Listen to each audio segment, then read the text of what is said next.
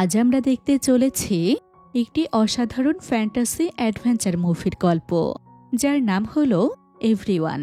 কি হবে যদি এক রাতের বিশ্বাসঘাতকতায় একটি সমৃদ্ধ রাজ্য ধ্বংসের দ্বারপ্রান্তে পৌঁছে যায়? হ্যাঁ, ঠিক এমনটাই ঘটেছিল স্বর্ণপুর রাজ্যে, যেখানে এক লোভী ভৃত কায়েস একটি প্রাচীন জাদুকরী পুঁথির সাহায্যে নিজের রাজাকে হত্যা করে রানীকে বানিয়ে ফেলে নিজের হাতের পুতুল। আর রাজ্যের একমাত্র উত্তরাধিকারী দৃষ্টিহীন রাজকুমারী অনন্যাকে বন্দী করে ফেলে একটি আশ্চর্য পাথরের ভেতর। ৩ বছর পর কারাগার থেকে পালিয়ে আসা এক সাধারণ চোর ঘটনাক্রমে খুঁজে পায় সেই জাদুর পাথরটি।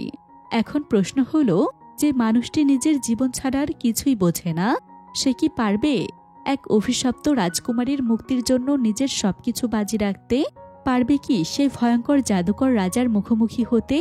জানতে হলেই দেখতে থাকুন ভিডিওটির শেষ মুহূর্ত পর্যন্ত। তো আর কথা না বাড়িয়ে চলুন ঘুরে আসা যাক এক অবিশ্বাস্য অভিযানের গল্প থেকে।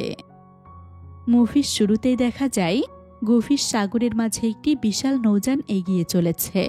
এতে চড়ে রুকুনিয়ার প্রাচীন রাজা ভিক্টর তার কতিপয় অনুগত সঙ্গীদের নিয়ে নানা দেশ ভ্রমণ শেষে একটি বিশেষ গ্রন্থ সংগ্রহ করে নিজ রাজ্যে ফিরছিলেন।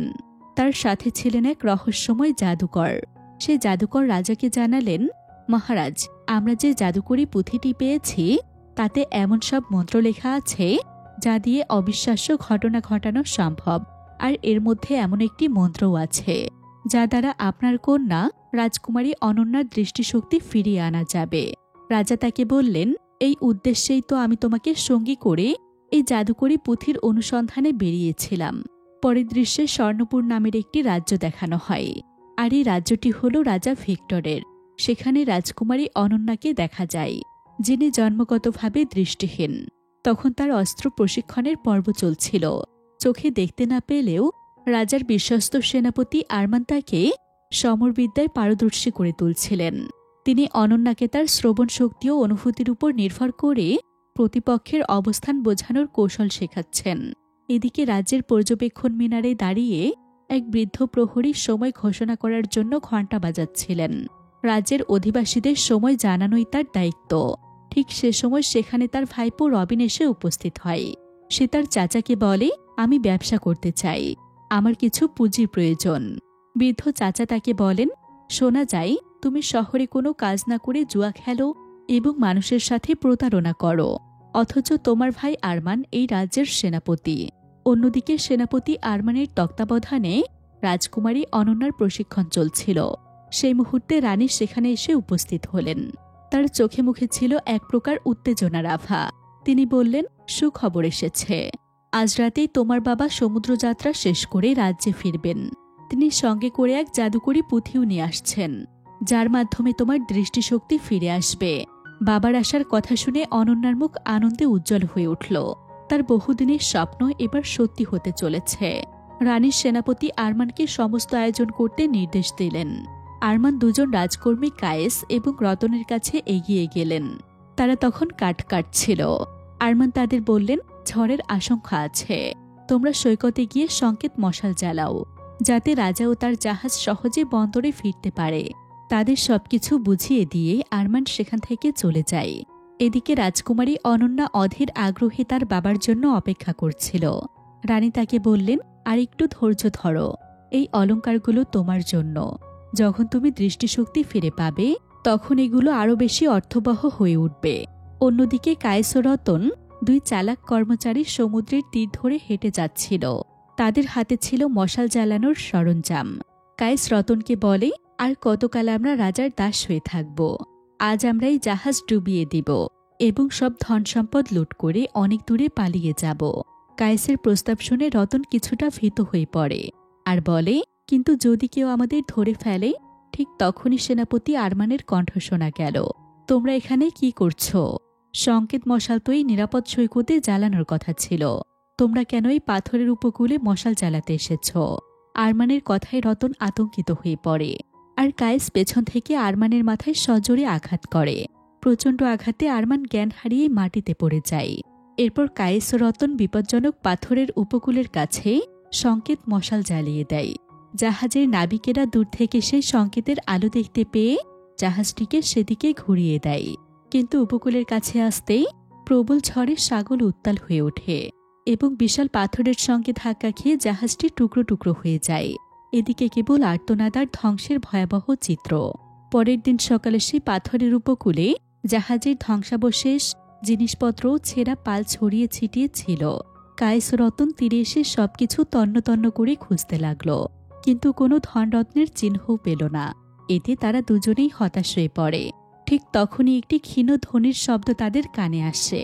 তারা পেছনে তাকিয়ে দেখে রাজা ভিক্টরের সঙ্গী সেই রহস্যময় জাদুকর সেখানে পড়ে আছেন।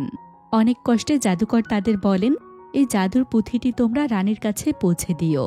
এ কথা বলে তিনি শেষ নিঃশ্বাস ত্যাগ করেন। কায়েস বইটি হাতে তুলে নেয় আর রতন জাদুকরের গলা থেকে তার আশ্চর্য থলেটি খুলে নেয়। বইটি সামান্য পড়েই কায়েসের মুখে এক কুটিল হাসি ফুটে ওঠে। বইটি থেকে সে একটি জাদুমন্ত্র পাঠ করা শুরু করতেই তার আঙুলে এক অদ্ভুত শক্তি জেগে ওঠে। সে সেই শক্তি সমুদ্রের দিকে ছুঁড়ে মারে, আর মুহূর্তেই তা এক বিশাল ঘূর্ণিঝড়ে রূপান্তরিত হয়। কায়েস বুঝতে পারে কি এক অমূল্য সম্পদ সে পেয়েছে। সে বইটিকে বুকের সাথে চেপে ধরে। ঠিক তখনই রাজ্যের রানী সেখানে এসে উপস্থিত হন। তিনি দেখেন কায়েস ও রতন লুটপাট করছে, আর আরমান অচেতন অবস্থায় মাটিতে পড়ে আছে। তিনি আরমানের তলোয়ারটি নিয়ে ছুটে আসেন। সঙ্গে সঙ্গে কায়েস বইটি থেকে আরেকটি ভয়ঙ্কর মন্ত্র পাঠ করে রানীকে সম্মোহিত করে পুরোপুরি তার নিয়ন্ত্রণে নিয়ে আসে। এক মুহূর্তে রানী যেন তার সকল স্মৃতি ভুলে যান, আর কায়েস সেনাপতি আরমানের উপর সমস্ত দোষ চাপিয়ে দেয়। সে রানীকে সেখানে উপস্থিত রাজ্যের সৈন্য এবং কর্মচারীদের সবকিছু বুঝিয়ে বলতে বলে। রানীও তার আজ্ঞাবহ দাসীর মতো সেনাপতি আরমানকে বিশ্বাসঘাতক হিসেবে ঘোষণা করেন এবং কায়েসকে রাজ্যের নতুন রাজা হিসেবে নিযুক্ত করেন। রানীর এমন সিদ্ধান্তে সৈন্যরা বিস্মিত হলেও তারা রানীর আদেশ মানতে বাধ্য হয়। রানী ও তার সৈন্যরা যখন রাজপ্রাসাদে ফিরে যায়, সমুদ্রের ধারে অচেতন আরমান ধীরে ধীরে জ্ঞান ফিরে পেতে শুরু করে। এটা দেখে চালাক কায়েস ওই জাদুর পুঁথি থেকে আরেকটি আশ্চর্য মন্ত্রপাঠ করে, আর মুহূর্তেই আরমানের শরীর বদলে গিয়ে একটি কাকে পরিণত হয়। কাকরূপী আরমান সেখান থেকে উড়ে চলে যায়। এদিকে রাজ্যের কর্মকর্তারা সৈন্যদের নিয়ে সেনাপতি আরমানের বাড়িতে হানা দেয়। তারা আরমানকে বিশ্বাসঘাতক ও রাষ্ট্রদ্রোহী ঘোষণা করে, তার সমস্ত সম্পত্তি বাজেয়াপ্ত করতে শুরু করে। এসব দেখে আরমানের চাচা পুরোপুরি ভেঙে পড়েন এবং আরমানের ছোট ভাই রবিন কর্মচারীদের বাধা দিতে গেলে তারা তাকে গ্রেপ্তার করে কারাগারে পাঠিয়ে দেয়। অন্যদিকে কায়েস একজন সাধারণ কর্মচারী থেকে রাজ্যের নতুন রাজায় পরিণত হয়। সে রানীকে জানায় রতন হবে রাজ্যের নতুন সেনাপতি। সম্মোহিত রানী তাতেও সম্মতি দেন। ঠিক তখনই রাজকন্যা অনন্যা তার মাকে খুঁজতে খুঁজতে রাজদরবারে চলে আসে, কিন্তু রানী যেন আজ তাকে চিনতেও পারছেন না। অনন্যার সমস্ত আনন্দ এক মুহূর্তে মিলিয়ে যায়। সে সভাকক্ষে কায়েসের কণ্ঠ শুনে উত্তেজিত হয়ে ছুটে যায়, কিন্তু রতন তাকে ধরে ফেলে। কায়েস রানীকে তার কক্ষে ফিরে যেতে আদেশ দেয়। রানীও তার আজ্ঞাবহ হয়ে ফিরে যান। অনন্যা চিৎকার করে তার মাকে ডাকতে থাকে। তখন কায়েস এক ভয়ঙ্কর মন্ত্রপাঠ করে অনন্যাকে এক উজ্জ্বল আলোর কণায় রূপান্তরিত করে ফেলে। বাতাসে ভাসতে ভাসতে সেই আলোর গোলকটি ছুটে গিয়ে প্রবেশ করে রতনের কাছে থাকা জাদুকরের সেই আশ্চর্য থলেটির ভেতরে। রতন আতঙ্কিত হয়ে উত্তপ্ত থলেটি টেবিলে ছুঁড়ে মারে। হঠাৎই কাকরূপী আরমান সেখানে উড়ে আসে এবং থলেটি নিয়ে উড়ে যেতে শুরু করে। রতন তার বন্দুক দিয়ে কাকটিকে লক্ষ্য করে গুলি চালায়। কাকটি কিছুটা আহত হলেও পালিয়ে যেতে সক্ষম হয়, আর তার মুখ থেকে থলেটি গিয়ে পড়ে একটি শুকনো কুয়োর ভেতরে। এভাবেই ৩ বছর কেটে যায়। কারাগারে বসে একদিন রবিন এক সৈন্যর সাথে জুয়া খেলছিল এবং সেই খেলায় সৈন্যটি নিজের পোশাকবাজি রেখে হেরে যায়। রবিন সেই সৈন্যর পোশাক পরে নিজের পোশাকটাকে দিয়ে দেয়, কিন্তু ভেতরে শোরগোল শুনে অন্য সৈন্যরা ছুটে এসে পোশাকহীন সেই সৈন্যকে চিনতে পারে না। রবিন এই সুযোগে কারাগার থেকে পালিয়ে যায়। রাজ্যের বাকিরা সৈন্যদের ফাঁকি দিয়ে পালাতে পালাতে রবিন রাজ্যের সীমান্তের কাছে পৌঁছে যায়। সে দেখে নতুন সেনাপতি রতনের নেতৃত্বে রাজ্যবাহিনী ও পার্শ্ববর্তী রাজ্যের শত্রুবাহিনীর মধ্যে ভয়ঙ্কর যুদ্ধ চলছে। চারদিকে তুমুল বিস্ফোরণ। রবিন নিজেকে বাঁচাতে পাশের জঙ্গলের দিকে ছুটে যায় এবং প্রাণভয়ে সে কুয়োর ভেতরে লুকিয়ে পড়ে, যেখানে জাদুকরের আশ্চর্য থলেটি পড়েছিল। সে সেই থলেটি খুলে একটি কালো পাথর ও একটি ধাতব বস্তু দেখতে পায়। সে ভাবে এগুলো হয়তো আগুন জ্বালানোর কোনো সরঞ্জাম। এগুলো তার কাজে লাগতে পারে ভেবে থলেটি সে পকেটে রেখে দেয়। ক্লান্ত রবিন সেখানেই ঘুমিয়ে পড়ে। কিন্তু কিছুক্ষণ পর রাজ্যের 2 সৈন্য সেই কুয়োর কাছে এসে রবিনকে ধরে সেনাপতি রতনের সামনে নিয়ে আসে। ততক্ষণে যুদ্ধ শেষ হয়ে গিয়েছে এবং রাজ্যের সৈন্যরা জয়ী হয়েছে। রতন আদেশ দেয়, ওকে গুলি করে হত্যা করো। 2 সৈন্য রবিনকে নিয়ে ঘন জঙ্গলের দিকে এগিয়ে চলে, কিন্তু রবিন কথা বলে তাদের বিভ্রান্ত করার চেষ্টা করে। ঠিক তখনই একটি দড়ি ওপর থেকে নেমে আসে। সে দেখে একটি বিশাল হট এয়ার বেলুন আকাশে উঠছে। রবিন দ্রুত সেই দড়ি ধরে ঝুলে পড়ে এবং দড়ি বেয়ে উপরে উঠে আসতেই এক ব্যক্তি রবিনের হাত ধরে টেনে তোলে। রবিন তাকে জিজ্ঞেস করে, আপনি এখানে কি করছিলেন? লোকটি বলে, আমি এক ভ্রমণকারী। নতুন নতুন জায়গায় ঘুরে তথ্য সংগ্রহ করাই আমার কাজ। রবিন তাকে বলে, আমি সামনে কোনো নিরাপদ স্থান দেখে নেমে যাব। লোকটি বলে, ঠিক আছে, তবে তুমি কোনো কিছুতে হাত দেবে না। কিন্তু রবিনের চোখ যায় একটি লিভারের দিকে। সে সেটিকে ঘোরাতে গেলে লিভারটি ভেঙে যায় এবং বেলুনের গরম বাতাসের প্রবাহ বন্ধ হয়ে যায়। এতে বেলুনটি নিচে নামতে শুরু করে।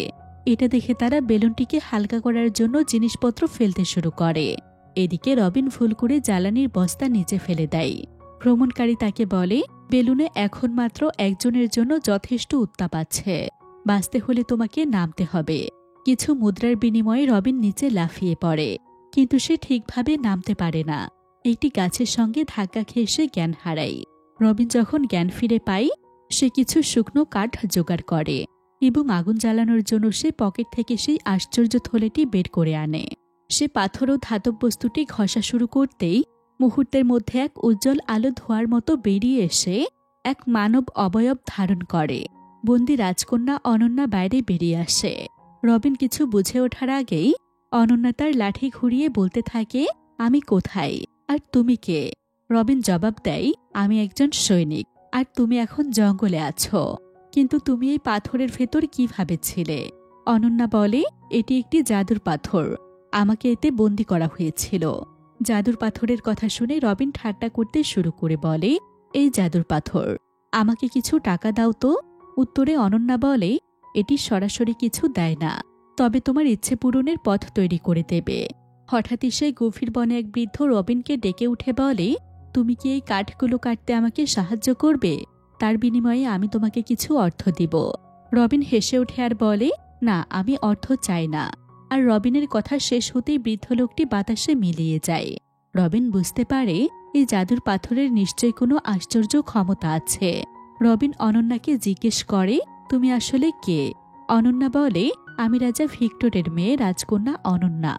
রবিন বিশ্বাস করতে চায় না, কিন্তু অনন্যা বলে, তুমি যদি আমার এই কানের দুলগুলো আমার মা রানীকে দেখাও, তাহলে তিনি আমাকে চিনতে পারবেন। রবিন কানের দুলগুলো হাতে নেয়। তখন সে বুঝতে পারে এগুলো আসল এবং রাজকীয় গহনা। সে অনন্যাকে নিজের স্বার্থে ব্যবহার করার ফন্দি আটে। সে অনন্যাকে প্রশ্ন করে, তাহলে তুমি নিশ্চয় বলতে পারবে রাজপ্রাসাদের কোথায় কি আছে, যাতে আমি সহজেই রানীর কাছে পৌঁছাতে পারি? অনন্যা বলে, হ্যাঁ, ছোটবেলা থেকে আমি আমার পদক্ষেপ গুনে গুনে চলতাম। এরপর সে তার পদক্ষেপের হিসেব করে পুরো রাজপ্রাসাদের একটি মানচিত্র রবিনকে বুঝিয়ে দেয়। রবিন কৌশলে রাজকোষাগারের অবস্থানও তার কাছ থেকে জেনে নেয়। কিছুক্ষণ পর রবিন অনন্যাকে নিয়ে গ্রামের একটি সরাইখানায় যায়। সে অনন্যাকে বলে, তুমি এখানেই অপেক্ষা করো, আমি রানীর কাছে তোমার এই দুলগুলো পৌঁছে দিয়ে আসছি। রবিন দোকানদারকে একটি মুদ্রা দিয়ে বলে, মেয়েটিকে কিছু খেতে দিও। এই বলে সে চুপচাপ সেখান থেকে চলে যায়। এদিকে রাজপ্রাসাদে তখন এক অদ্ভুত পরিবেশ। রাজা কায়েস আর রানী একসাথে বসে আহার করছিলেন। ঠিক তখনই সেনাপতি রতন সেখানে প্রবেশ করে। কায়েস রানীকে একটু বাইরে অপেক্ষা করতে বললে রানীও ধীর পায়ে ঘর থেকে বেরিয়ে যান। এরপর কায়েস রতনকে তিরস্কার করতে শুরু করে, এই যুদ্ধটাও তুমি প্রায় হেরে বসেছিলে। শেষ মুহূর্তেই পুঁথির জাদু আমাদের বাঁচিয়ে দিয়েছে, আর এখন ওই পুঁথির সব জাদুশক্তি প্রায় শেষ। অন্যদিকে সরাইখানার মালিক অনন্যাকে জানাই, সে তোমাকে এখনও নিতে আসেনি। এখানে থাকতে হলে তোমাকে কাজ করতে হবে। অনন্যা সেই সরাইখানায় কাজ করতে শুরু করে এবং রবিনের ফিরে আসার জন্য অপেক্ষা করতে থাকে। অপরদিকে রবিন অনন্যার বর্ণনা অনুসরণ করে রাজপ্রাসাদের রত্নভাণ্ডারের সামনে পৌঁছে যায়। কিন্তু সবকিছু চুরি করে সে যখন পালানোর চেষ্টা করে, তখনই বিপদ ঘটতে শুরু করে। রাজার সৈন্যরা তাকে সন্দেহ করতে থাকে।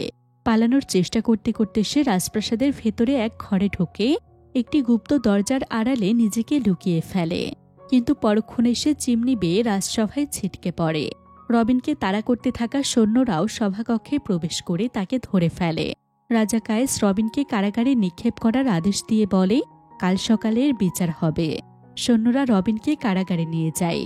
রাতে রবিন ওই জাদুর পাথরের সাহায্যে জেল থেকে পালানোর চেষ্টা করে, আর হতাশ হয়ে সে সেখানেই শুয়ে পড়ে আর এক অদ্ভুত স্বপ্ন দেখতে থাকে। একটি কালো কাক তার সামনে এসে বলছে, তুমি যদি এখান থেকে মুক্তি চাও তবে আমার কথা মনোযোগ দিয়ে শোনো। রাজা কায়েসের কাছে যে জাদুর পুঁথি আছে সেটির প্রায় সব মন্ত্রই অকার্যকর হয়ে গিয়েছে, কারণ এর জাদুর কালি মুছে গিয়েছে। সেই মন্ত্র পুনরায় সক্রিয় করতে হলে দুটি জিনিস সংগ্রহ করতে হবে। একটি হলো অরণ্যগিরির গভীরে লুকিয়ে থাকা জাদুর কালি, আর দ্বিতীয়টি হলো পক্ষীদ্বীপে থাকা এক বিশেষ পালকের কলম, যা ছাড়া সেই কালি কাজ করবে না। আর ঠিক তখনই রবিনের ঘুম ভেঙে যায়। কিছু সময় পর রবিনকে রাজা কায়েসের দরবারে নিয়ে আসা হয় এবং তাকে একটি কাঠের কাঠামোর সাথে শক্ত করে বাঁধা হয়। রাজা কায়েস রবিনকে জিজ্ঞেস করে, তুমি এখানে কি করতে এসেছিলে? রবিন জবাব দেয়, তোমার কাছে এক জাদুকরী পুঁথি আছে, আর সেই পুঁথির একটি জাদু একবার ব্যবহার করলে তার শক্তি শেষ হয়ে যায়, কিন্তু আমি জানি সেই শক্তি কিভাবে ফিরিয়ে আনতে হয়। কথা শুনতেই রাজা আদেশ দেয়, ওকে ছেড়ে দাও। এরপর সে রবিনকে জিজ্ঞেস করে, তুমি কিভাবে সেই জাদুকরী পুঁথির শক্তি ফিরিয়ে আনবে? রবিন উত্তর দেয়, এর জন্য আমাকে দুটি বিশেষ জিনিস আনতে হবে। প্রথমটি হলো অরণ্যগিরির গভীরে লুকিয়ে থাকা জাদুর কালি, আর দ্বিতীয়টি হলো পক্ষীদ্বীপে থাকা পালকের কলম, যা নিজে নিজেই লিখতে পারে। তবে এটি খুব কঠিন কাজ, এবং এই কাজটি আমি তখনই করব যখন তুমি আমাকে একটি ছোট রাজ্যের রাজা বানিয়ে দেবে। কায়েস তার ক্রোধ সংযত করে বলে, আগে ওই দুইটি জিনিস নিয়ে এসো, তারপর যা চাইবে তাই পাবে। এই সুযোগে সে রাজা ভিক্টরের আশ্চর্য যান্ত্রিক ঘোড়াটি চেয়ে নেয়। তবে ঘোড়াটিকে কথা বলতে দেখে সে বেশ অবাক হয়। সে ওই ঘোড়ায় চড়ে বেরিয়ে পড়ে, কিন্তু কিছু দূর যাওয়ার পরেই ঘোড়াটি থেমে যায়। ঘোড়াটি তাকে নিয়ে চলে আসে সেই সরাইখানার সামনে, যেখানে সে অনন্যাকে রেখে গিয়েছিল। এটা বুঝতে পেরে রবিন নিজেকে লুকানোর চেষ্টা করে, কিন্তু তার বাবার প্রিয় ঘোড়াটির উপস্থিতি অনন্যা টের পায়। সে এগিয়ে আসতে থাকে। এদিকে সরাইখানার মালিক রবিনের সামনে আসতে সে লজ্জিত বোধ করে এবং অনন্যার সামনে তার উপস্থিতি প্রকাশ করতে বাধ্য হয়। অবশেষে রবিন অনন্যাকে তার সাথে নিয়ে সেখান থেকে বেরিয়ে যায়। যেতে যেতে অনন্যা রবিনকে জিজ্ঞেস করে, তুমি কি আমার মাকে কানের দুলগুলো দিয়েছিলে? তিনি কি আমাকে চিনতে পেরেছেন? কিন্তু রবিন তার প্রশ্নের কোনো উত্তর দিতে পারে না। তবুও অনন্যার প্রশ্ন যেন তার মনের গভীরে নাড়া দেয়। অভিযান শুরু করার আগে সে তার চাচার সাথে দেখা করতে আসে। বিদায় বেলায় তার চাচা তাদের জমি থেকে কিছু মাটি তুলে তাকে দেয় এবং সেটিকে তার সাথে রাখতে বলে। গভীর বন জঙ্গল পেরিয়ে বিশাল সাগর পাড়ি দিয়ে সেই যান্ত্রিক ঘোড়া যেন ছুটে চলেছে অজানা উদ্দেশ্যে। অবশেষে দীর্ঘ যাত্রা শেষে তারা অরণ্যগিরির সামনে এসে দাঁড়ায়। রবিন অনন্যাকে বাইরে অপেক্ষা করতে বলে আর নিজে এক সরু পাহাড়ি পথ ধরে গুহার ভেতরে প্রবেশ করে।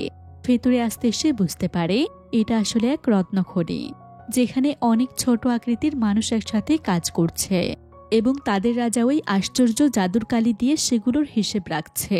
হঠাৎই কিছু সৈন্য রবিনকে আটক করে তাদের রাজার সামনে নিয়ে আসে এবং বলে, এই দৈত্যাকৃতির বিদেশে আমাদের খনিতে লুকিয়েছিল। রাজা তার এখানে আসার কারণ জিজ্ঞেস করেন এবং সবকিছু শুনে সেখানকার প্রচলিত নিয়ম অনুযায়ী তিনি তার মৃত্যুদণ্ডের আদেশ দেন। সবাই প্রস্তুতি নিচ্ছিল, আর ঠিক তখনই অনন্যার কণ্ঠস্বর ভেসে আসে, ওকে ছেড়ে দিন। আপনারা একজন নিরস্ত্র মানুষকে হত্যা করতে চাইছেন কেন? ওর বদলে আমি লড়াই করতে প্রস্তুত। রবিন চিৎকার করে ওঠে, তুমি লড়াই করবে কিভাবে? তুমি তো চোখে দেখতে পাও না। অনন্যা বলে, আমি তোমাকে মরতে দিব না। রাজা তার ছেলেকে চোখ বেঁধে অনন্যার সঙ্গে লড়াই করতে পাঠিয়ে দেন, আর আরমানের শেখানো যুদ্ধকৌশল অনুসরণ করে অনন্যা খুব সহজেই তাকে হারিয়ে দেয়। এতে ক্ষিপ্ত হয়ে রাজার ছেলে তার চোখের বাঁধন খুলে ফেলে অনন্যাকে আক্রমণ করতে ছুটে আসে, কিন্তু অনন্যা তার কৌশল বুঝতে পেরে একপাশে সরে যায় আর সে নিচে পড়ে যেতে শুরু করে। অনন্যা বুঝতে পেরে তাকে সাহায্য করতে এগিয়ে আসে এবং খাদে ঝুলন্ত রাজার ছেলেকে উদ্ধার করে। অনন্যার এই মমত্ববোধ দেখে সেখানকার সবাই খুব খুশি হয়। তারা রবিনকে মুক্ত করে দেয়, আর রাজা খুশি হয়ে তাদের ওই জাদুর কালি উপহার দেন এবং অনন্যাকে তাদের রাজকীয় পোশাক দেন। আর ঠিক তখনই মুক্ত বাতাসের অভাবে অনন্যা সেখানেই অজ্ঞান হয়ে পড়ে। রবিন তাকে গুহা থেকে বাইরে নিয়ে আসে, তবে তার মধ্যে এক ধরনের অনুতাপ এবং দুঃখ কাজ করতে থাকে। তার মনে হয় যে দৃষ্টিহীন মেয়েটিকে সে মিথ্যা আশ্বাস দিয়ে প্রতারণা করেছে, সেই মেয়েটি আজ তার জীবন বাঁচিয়েছে। কথা বলতে বলতে সে অশ্রুসিক্ত হয়ে ওঠে। অনন্যা ধীরে ধীরে জ্ঞান ফিরে পেতে শুরু করে। তার স্নিগ্ধতা ও সরলতা রবিনকে যেন একেবারে বদলে দেয়। রবিন ও অনন্যা যান্ত্রিক ঘোড়ার কাছে আসে। ঘোড়াটি রবিনকে বলে, পক্ষীদ্বীপে যেতে হলে তোমাদের ওই উঁচু পাহাড় পেরিয়ে যেতে হবে, কিন্তু ওই বরফাচ্ছন্ন পাহাড় আমি তোমাদের নিয়ে পার হতে পারবো না। অনন্যা তার বাবার প্রিয় ঘোড়াটিকে বিদায় জানায় আর এগিয়ে চলে সূর্যডোবাসী পাহাড়ের দিকে। তুষারপাত ও কনকনে শীতের মধ্যে পায়ে হেঁটে চলা ছিল খুবই কঠিন, তবুও সব বাধা বিপত্তি পেরিয়ে তারা ওই পাহাড়ের চূড়ায় উঠে আসতে সক্ষম হয়। আর রবিন সেখানে সে ভ্রমণকারীকে দেখতে পায়। ভ্রমণকারীও সেখানে রবিনকে দেখে বিস্মিত হয়ে ওঠে। রবিন তার কাছে জানতে চায়, এই ভয়ঙ্কর তুষারপাতের মধ্যে তুমি কি করছো? ভ্রমণকারী কান্নায় ভেঙে পড়ে।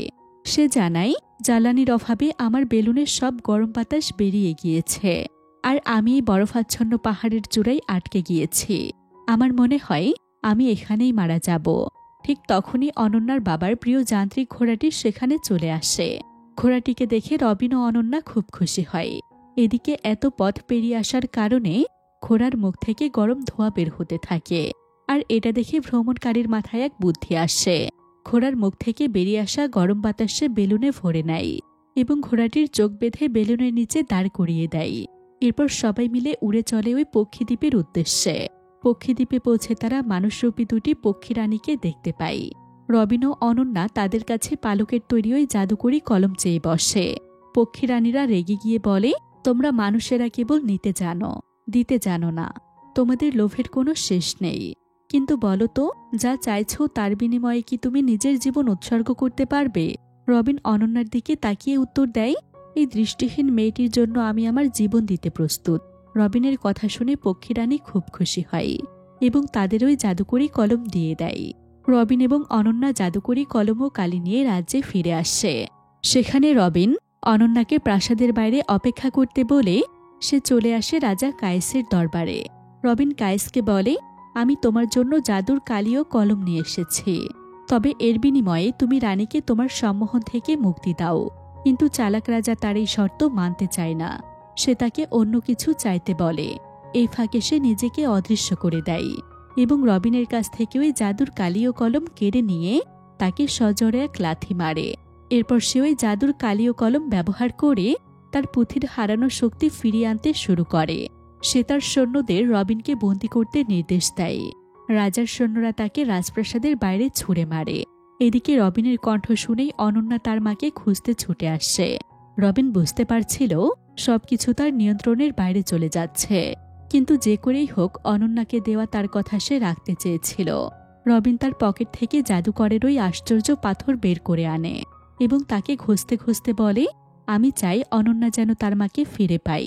আমি চাই আমার জীবনের বিনিময় হলেও তার জীবনের সবকিছু যেন ঠিক হয়ে যায়। আর রবিনের কথা শেষ হতেই ওই আশ্চর্য পাথরের প্রভাবে সে অতীত সময়ে ফিরে যায়, যে সময়ে কায়েস ও রতন পাথুরে উপকূলে সংকেত মশাল জ্বালাচ্ছিল।